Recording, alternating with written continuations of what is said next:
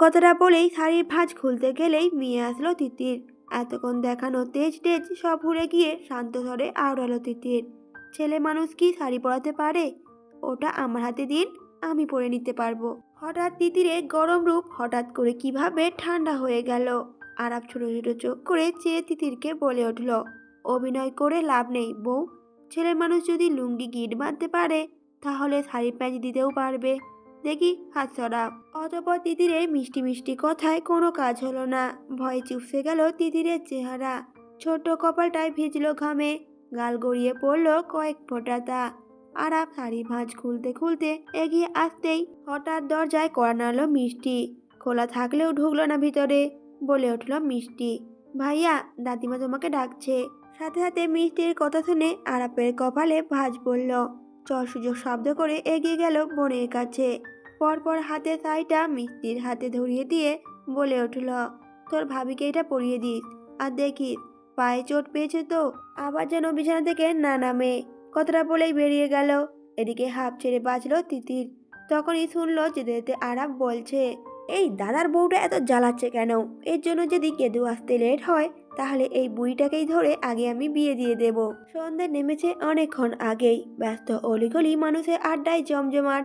রঙের দোকান থেকে দুধ চা এনেছে তৈয়ব।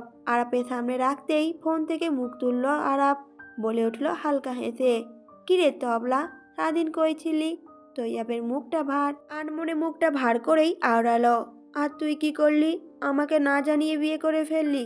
তোর বিয়ের সময় একবারও এই তৈয়বের কথা মনে পড়লো না? আর এক পাশে হেসে দুধ চায়ের কাপটা হাতে নিল, আর তার পরপরই পায়ের উপর পা তুলে বসলো। চুমুক বসিয়ে বলে উঠল আরাপ, মনটা ভালো নেই রে তবরা, বউটা না কাছে ঘেঁষতে দেবে না বলেছে। তখন তৈয়বের চোখ টলমল করছে দাঁত না খাওয়ার দুঃখে। সেখানে বন্ধুর বউ কি করতে দেবে আর কি করতে দেবে না তাতে ওর কি? বিড়বিড় করে বলে উঠল তৈয়ব, বেশ হয়েছে, আরো কর না জানিয়ে বিয়ে। কিন্তু তৈয়ব বিড়বিড় করলেও শুনে ফেলল তা আরাপ। দীর্ঘ একটা নিঃশ্বাস ফেললো হতাশায়।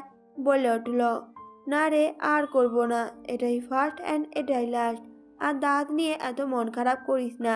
দাদার বউ বলেছে বড় করে বউভাতে আয়োজন করবে কালকে। এবার খুশি তো তুই? মুহূর্তে চোখ মুখ চকচক করে উঠল তৈয়তের। দাঁত বের করে বলে উঠল, সবই তো ঠিক আছে, আর সংসদে কি হবে? কার্যালয়ে তো আজ গেলি না আজকে, এত ইম্পর্টেন্ট মিটিং একটা রয়েছে। মাঝপথে বন্ধু কথা থামিয়ে দিল আরাপ। খাওয়া শেষ করে বিল মেটাতে মেটাতে বলে উঠল, পৃথিবীতে সংসার আগে না সংসদ? তৈয়ব বোকা বোকা চোখে চেয়ে রইল আরাপের দিকে। মাথা চুলকে আওড়ালো, সংসার। তখনই আরাপ সাথে সাথে বলে উঠল, এক্স্যাক্টলি। ধর, তুই তোর বউয়ের কাছে দাম পাস না, তাহলে সংসদে গিয়ে তোর মন টিকবে না। আর সংসদে মন না টিকলে দেশের উন্নতিও হবে না। আর দেশের উন্নতি না হলে তোর মতো তবলা তবলাই রয়ে যাবে। এবার বুঝেছিস? আরাপের কথা শুনে সাথে সাথে মাথা দুপাশে নাড়ল তৈয়ব। মানে সে সব বুঝেছে, কিন্তু শেষ কথাটা গায়ে লাগলো খুব।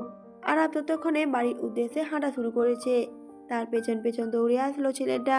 মুখ ফুরিয়ে বলে উঠল আরাপকে, তুই আমাকে তবলা তবলা বলিস কেন সবসময়? তখন আরাপ এক হাত তৈয়বের কাঁধে রাখলো, অন্য হাত দিয়ে বন্ধুর গাল চেপে ধরে বলে উঠল, এই যে তুই বুঝিস কম, বাজে বকিস বেশি, এই জন্যই তোকে তবলা বলে রাখি।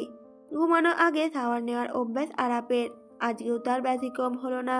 ভিজে চুলগুলো তোয়াল দিয়ে মুছানোর পর ফোঁটা ফোঁটা চুল দিয়ে পানিগুলো গড়িয়ে পড়ল কাঁধে আর বুকে। পরনে শুধু ধূসর রঙের ট্রাউজার।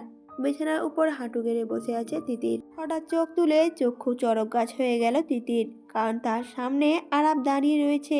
আরাপকে এভাবে দেখে সাথে সাথে অন্যদিকে মুখ ফিরিয়ে নিল। তাতে দাঁত পিষে বলে উঠল তিতির, আপনি এই রুমে ঘুমাবেন? ভ্রু নাচালো আরাপ। ওর চোখে মুখে দুষ্টুমি ছাপ স্পষ্ট। বলে উঠল আরাপ, না তো, আমি তো ফুটবল খেলবো। তুমি চাইলে আমরা ফুটবল টিমও বানাতে পারি। আরাপের কথা শুনে সাথে সাথে আগুন চোখে চাইল তিতির। কিছু মুহূর্তে ফ্যাকাশে হয়ে গেল মুখটা।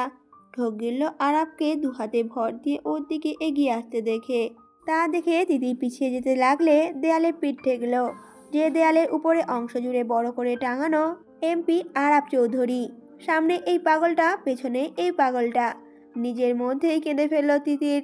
ততক্ষণে খুব কাছে চলে এসেছে আরাপ। দু হাতের ফাঁকে ফেলে দেয় তিতিরকে। তৃষ্ণার্ত দৃষ্টিতে এগিয়ে এগিয়ে তিতিরে অধর জোড়ার দিকে থামতেই হাঁসফাঁস করে উঠল কিশোরী। যেন থেমে থেমে নিঃশ্বাসটা তার বন্ধ হয়ে যাচ্ছে। বইয়ের এইটুকুতেই এমন বেহাল দশা দেখে অধর কামড়ে হাসলো আরাপ।